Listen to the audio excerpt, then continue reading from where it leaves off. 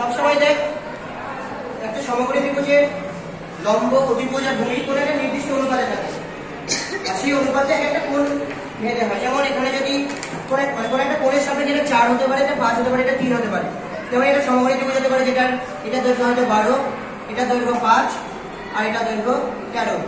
হিসাব করে দেখবে এই দুটো একই হবে। 12 স্কয়ার 144, 5 স্কয়ার 25, 144 25 169 আর এই 13 স্কয়ার 169। কোণ ভেদে এই অনুপাতটা নির্ভর করে। তো গণিত করা বলে যে তাহলে এরকম একটা কিছু মানে নির্ণয় করে যেতে পারে যার সাহায্যে আমরা এই অনুপাতটা কিভাবে নির্ণয় করতে পারবো। তো এই লম্ব মানে এবি বাই এসি মানে অতিভুজ, সামনে লিখলাম অতিভুজ সমান sin থিটা। তো বললেন যে না